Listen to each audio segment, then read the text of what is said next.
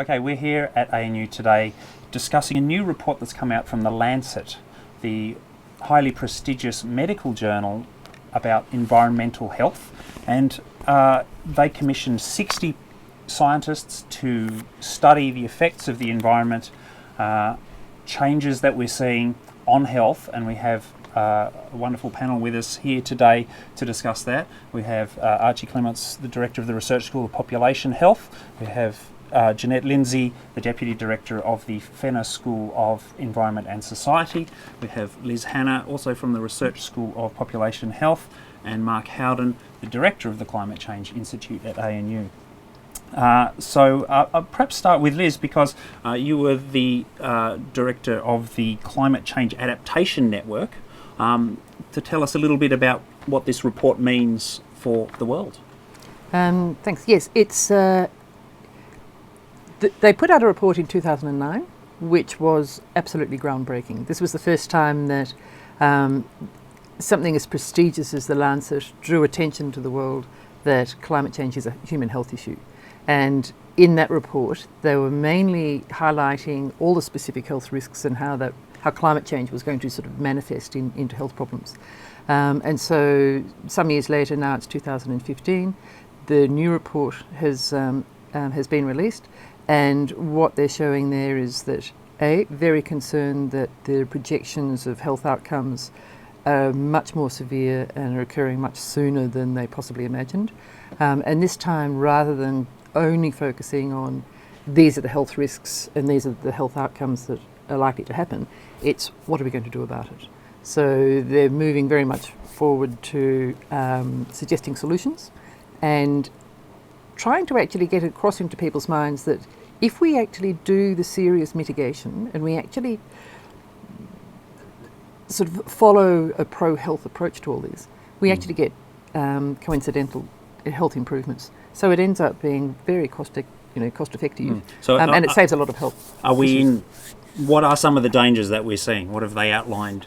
Just tops of the waves. Tops of the waves are the main ones. Of course, the heat deaths, changes to agriculture, changes to storms and floods and indeed fires, and all the ramifications that has.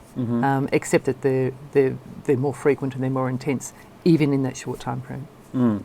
Okay, so moving to Mark, agricultural adaptation is your field. What do you read from this report?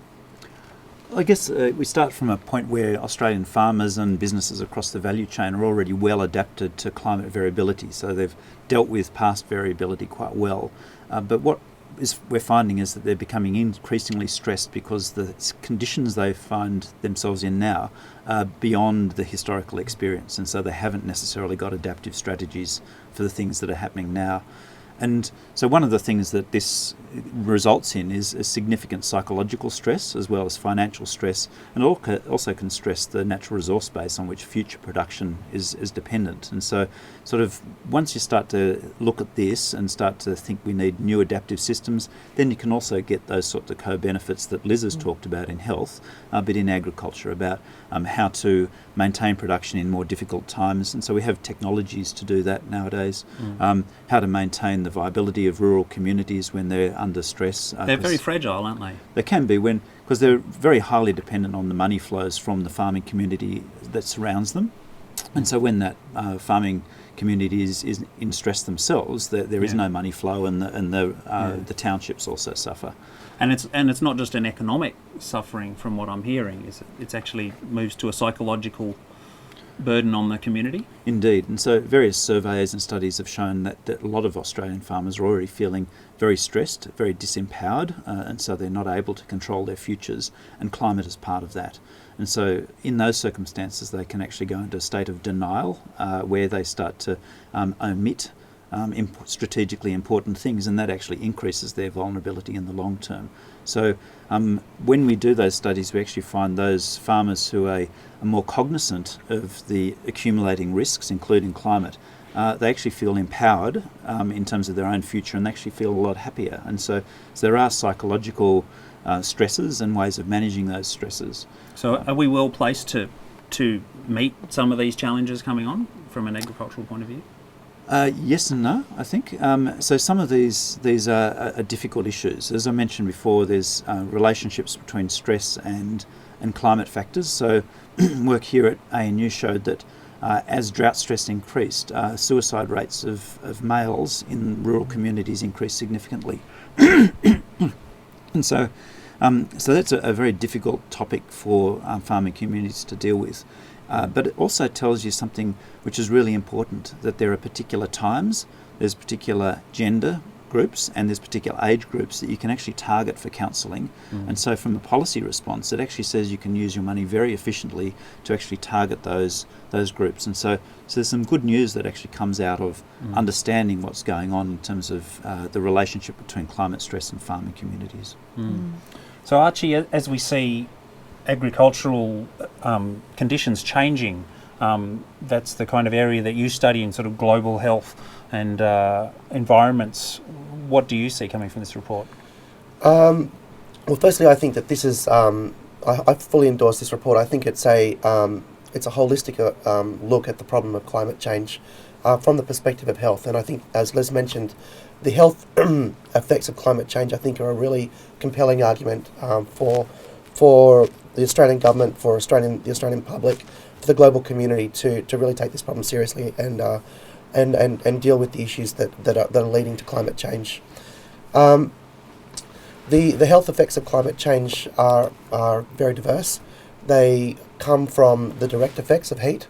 For example, at the moment, and in recent weeks and months, we've seen serious heat waves impacting in the Indian subcontinent that have resulted in large numbers of deaths, and also events such as cyclones and flooding. I lived in Brisbane during the recent flooding event, which tragically resulted in a loss of life, but also was extremely disruptive to the Queensland economy. And those types of natural events, which are directly related to climate change, are part of the health picture associated with climate change. But there's also then the impact, as you say, on food production and on security and stability, geopolitical stability, and those problems that are associated with climate change undermine health systems and undermine the capacity of countries to deal with public health problems. And from my perspective, I think that's actually probably the biggest climate change related impact on health. It won't be so much through, say, for example, changing weather patterns, increased warming and increased rainfall, for example, in Northern Australia. It'll be more through the undermining of health systems and the ability of countries to actually provide healthcare to their citizens. And so are you saying there might be a change in the health patterns, an outbreak of some unusual disease, and they just don't have the capacity? So disease outbreaks are part of the story. Yes. So if countries, particularly countries in our region, if their capacity to deal with major infectious disease outbreaks is limited by the need to divert resources to food production, the instability, the geopolitical instability that's created through natural disasters, through food scarcity, that will then impact on the ability of countries to deal with emerging threats like infectious diseases, like SARS, like influenza, and that creates a biosecurity risk for Australia in our region. And I think that's really where the big public health impact of climate change will be for us, particularly if we're thinking about infectious diseases. It won't be so much because of diseases like dengue moving south from Cairns down through Brisbane and into New South Wales, for example. Similar to the situation around agriculture, Australia is in a relatively strong position. We have a strong health system where we'll be able to adapt to those types of challenges. But the health and biosecurity of Australia is intimately linked with the health and biosecurity of our region. And countries like Indonesia, like PNG, like the Philippines, dealing with natural disasters with health systems that are not as strong as ours, will mean that diseases like dengue, like malaria, like influenza, will be much harder to deal with, and Australians will be at risk through our links in the region, through our tourism, through our economic links, and I think that's where the real problem will be. And if I may, just on that point, Archie, like for example, Cyclone Pam that went through Vanuatu, almost all the schools were flattened or damaged. You know, so I mean, the health buildings, you know, the infrastructure. Once you wipe that out, it's very difficult for any system to operate, and hence the fact that then, you know, all the development that actually had, many years of progress towards the Millennium Development Goals, reversed in an instant. And it's very hard, and this is why they're much more likely to get outbreaks, which of course spread around the region. And Philippines, they get hammered on a regular basis. And if you think of it in terms of, you know, they struggle, they try to, you know, improve their systems, get things working, you know, set up, you know, safety zones, etc. Along comes another typhoon coming through. It knocks the country down, and you know, the people, they, I mean, there's interruptions in their food supplies, so you get more stunting and less lowered resilience in terms of their ability to withstand diarrhea and infectious diseases. And then to start to build themselves up again, then comes another one. And so, you know, it's very easy to imagine a scenario where they just constantly, you know, just get worn down, and you know, hence the absolute necessity for certainly you know, strong mitigation efforts, but also an awareness to the global health risks and indeed to security. You know, in many forms, because you know, a standard thing that people have done historically, of course, is if their world goes belly up, they try to move. And it's understandable. They want to feed their families. They must feed their families if they can. And so there'll be, you know, many people looking for somewhere to live. So we're going to see a lot of displaced refugees. And it's not just a matter of we will see. We actually are seeing. We are seeing this already. It's a public health challenge that we're facing now, which is a direct result of climate change, a direct result of our inability to deal with carbon emissions, and we're seeing the health effects now. It's not something that's going to happen in the future. Of course, it will happen in the future, and it'll be much worse in the future. But it's happening now, and the evidence presented in this report is compelling that it's happening now. And Australia can't sit here and think we're safe, you know, and we can have, you know, borders, you know, that actually protect us from all the nastiness that's happening out there. It's you know, we are a sort of, you know, big global community. And as Archie said, it is happening now. So, for example, to our north, there's already some islands which have been depopulated because of sea level rise. That's the Carteret Islands. And so this is not a future scenario, this is a present scenario, although that wasn't done for health reasons. Even if we did try to seal our borders, we're still, within Australia, Jeanette, seeing things happening, aren't we? Oh, absolutely. So what we're seeing in Australia is what we're seeing in many other parts of the world, that temperatures are rising. They have been doing all through the last century and into this one. And what's really concerning is that the rates of change are increasing. And that's not only happening elsewhere, places like the Arctic, where you see it very clearly with the ice melt, but right here in Australia, we're seeing that in recent years, we've had a massive increase in the land area of Australia affected by high temperatures in the summer, for instance. And that's very marked. And quite distinctive. And together with the rising temperatures and the increased incidence of heatwave events, for example, which have severe impacts on health and lead to excess deaths and that sort of thing, we're seeing that rainfall is decreasing in eastern Australia and has decreased quite substantially in some areas, and in the southwest in WA, for instance, but it's increasing in the northwest. So we're getting hotter, drier conditions in many areas and hotter, wetter conditions in others, and it's all quite complex to deal with and has big impacts on water supplies and food production. And is that where the risks are for us? Absolutely, absolutely. And those risks come from the individual extreme events, such as the heat wave or the flood or the big storm, but they also come from the slow onset events like droughts, which are not quite so dramatic perhaps because they don't happen quickly, but they have very serious consequences for us.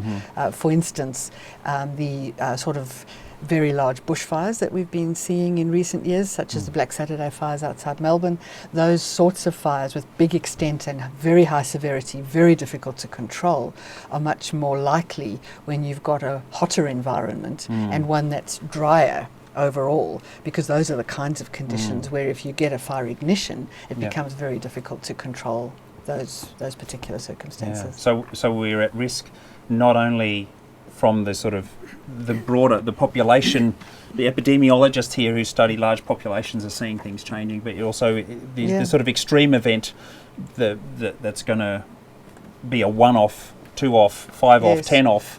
It's becoming irregular. Well, that's the thing. So the frequency, as we've moved through this warming period that we've had already, and as we go into the future, the return period of these extreme events decreases substantially. So what we're seeing is that 1 in 20-year events that we have presently, so where you might get a heat wave occurring of a particular magnitude, say, or a particular size of flood that currently would happen maybe once every 20 years or once every 50 years, those periods become halved or even smaller. So that the 1 in 20-year event by 2030, 2050 becomes a 1 in 2 or 3 year event. And that's something that we're just not equipped to deal with at the moment. Yeah, what can our children expect? Well, that's it. I mean, one of the things, of course, is that a child born today, by the time they're 32 years old, the weather extremes that we're seeing now today in 2015 is going to be the norm for them, and so it's very difficult to imagine what their extreme weather will be if that's another order of magnitude or more over and above what we have. And as far as heat is concerned, we have a thermoregulatory limit. We need to keep our core temperature, around about 37 degrees. Now, because our muscles, 80% of the energy produced by our muscles is heat, we have to shed that to the environment. It's very difficult to do that when it's hot and humid, but it's increasingly difficult to do it when it's over about 35. In fact, your peak muscular performance actually works at about, if the ambient temperature is around 11 or 12 degrees. And so, people are having to go out shopping, they're having to climb up telephone poles and look after the sheep and accident and emergency and district nurses and all those people, very important tasks that they're doing to keep the community safe and alive. And if they're finding it difficult to go out and function, then society as a whole comes out. And once we get up to the over 35 and dare I say 45 degrees, it restricts life. It restricts society's functioning. Now, one of the things you mentioned at the beginning is that this actually has given us somewhere to go. It's given us some positives to work with. So what are those positives that it's given us? So the document, it's a very positive document. It does outline a number of strategies that that we can adopt. The obvious one is that we need to reduce carbon emissions. So we need to stop burning coal, and we need to invest more in renewable energy. Now, as a population health specialist, have you seen from the huge incidents of wind farms coming up that there's any health effects? So I think it's nonsense to suggest that wind farms actually create major health effects, or that there is a major health consequences for the construction of wind farms. And if you compare even a minuscule health impact of wind farms with the massive health impact which is documented in this report from the burning of coal, there is no way that they can be considered on an equivalent basis. In fact, I think it's really diverting attention from the real issue. And if we talk about the health effects of wind farms, what we really should be talking about is the health effects of climate change that are driven by the burning of coal.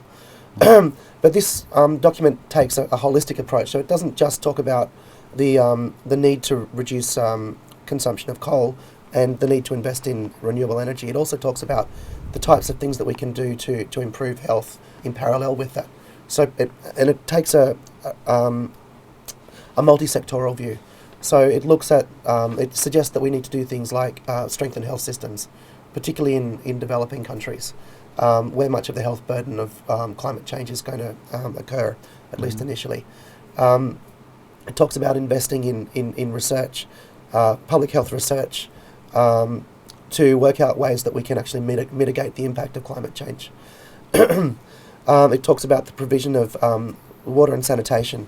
It talks about looking at nutrition and the way that we can work with the agricultural sector and food production in order to mitigate the nutritional effects of climate change. And it talks about the built environment, how we can build our cities so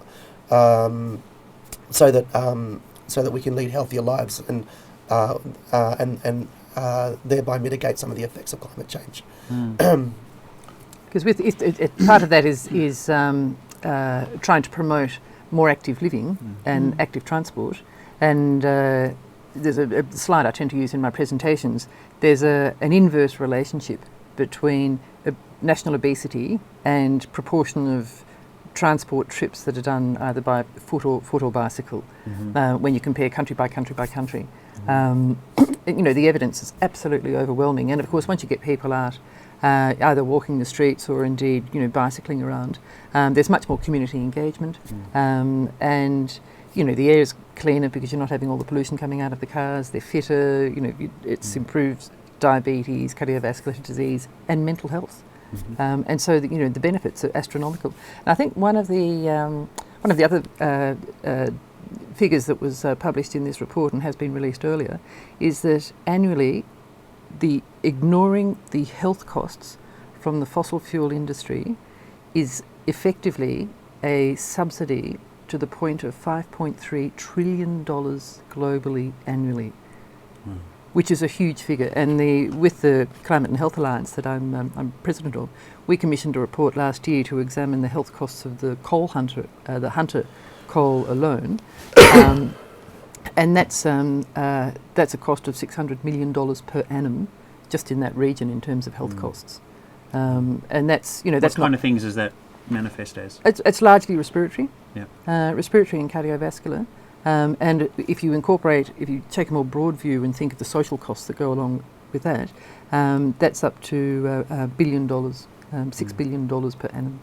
Yeah. And so the figures are enormous. So it makes economic sense for us to get ourselves off fossil fuels and towards the renewables and active transport.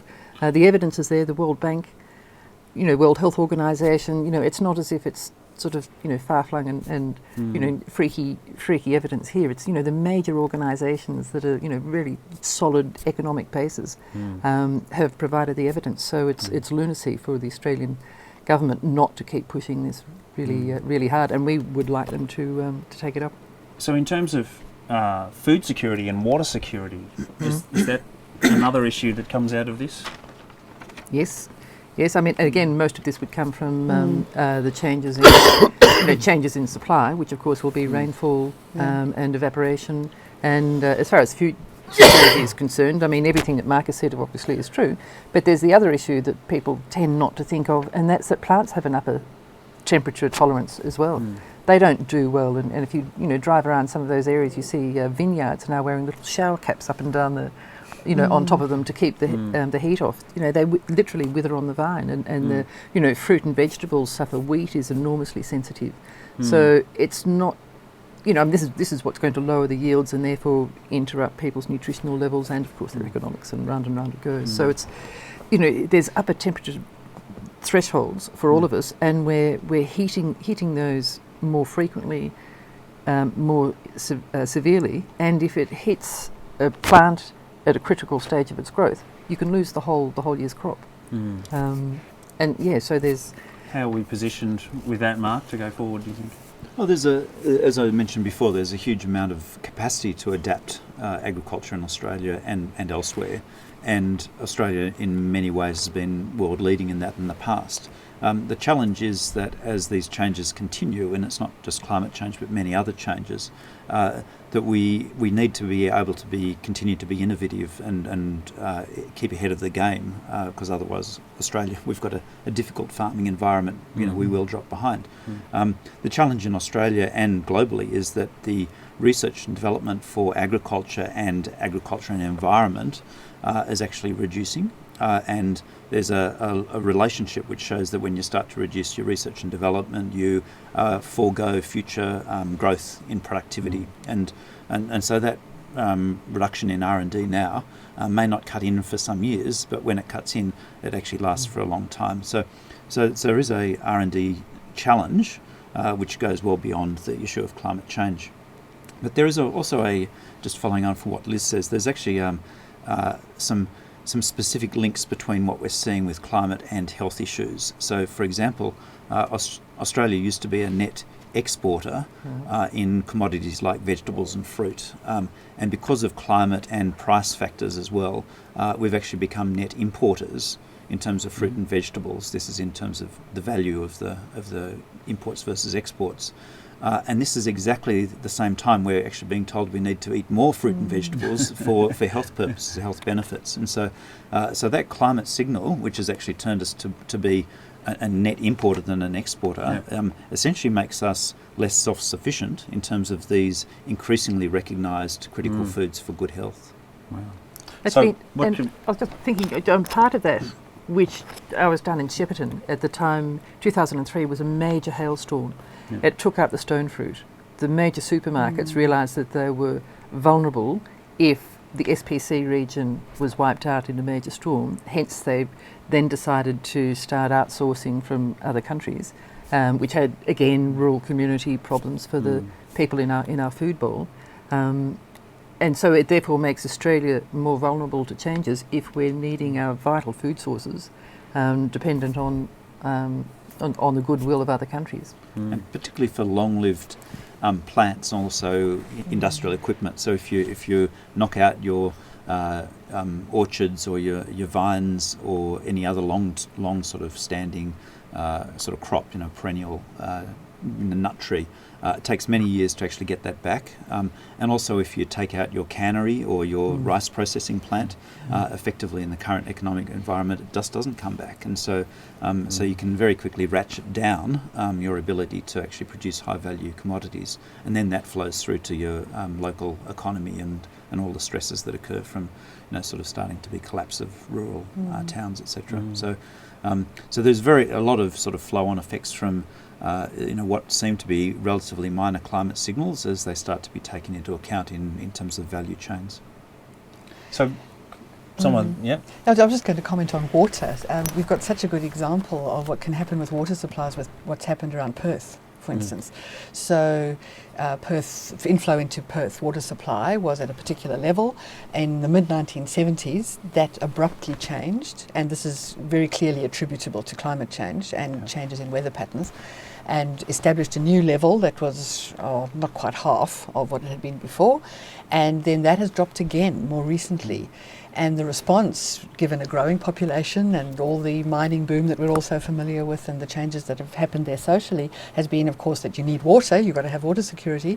So they've been putting in desal, so desalination. And that in itself it's a solution. It gives you fresh water, but it takes a lot of energy to run them. And you're producing fresh water, but there's a lot of very saline byproduct, which then you have to dispose of. And if you put that back into the ocean and you don't mix it well, you're ending up with a high salinity layer in the ocean, which is dead in terms of marine productivity. So there's all sorts of consequences around this, and we're seeing them right here in Australia right now. So, with this report, where would you like to see it go? What's the effect you'd like to see it have? One of the main things I'd like is I'd like this to be broadly received and read. And if the Australian public, and we'd like it to get out far and wide, so if the Australian public were to become more fully aware of the impacts that it's having and the fact that there are solutions, then I think we'd get a little bit more political pressure, because let's face it, the current policies are working in the exact opposite direction to what this report recommends. And so that if the politicians realise that the people actually value their own future, they want their children to grow up and have a happy and healthy life, much as we've enjoyed all our lives, then it would be good for the Australian government to recognise that we won't have a bar of it. I mean, they can't trifle with our future. Any other comments? Well, I think that the report it's about the health impacts. It's written by medical professionals, by doctors, by public health experts. It's highly credible, and I would love to see the government take this seriously. I would love to see Australia become a leader in globally in dealing with the health impacts of climate change, partly because of the moral obligation, where we are one of the biggest exporters of coal, which is the main part of the problem. Additionally, we've got a highly trained public health workforce. We have some of the best health and medical research in the world happening in Australia. We need to take a lead internationally in generating research, in supporting countries in our region to deal with the health impacts of climate change. I'd like to see more funding for health and medical research, particularly around global health, public health, and the health impacts of climate change. And I think this presents a really compelling argument for why Australia needs to show leadership in that way. Sounds like a great place to wind up.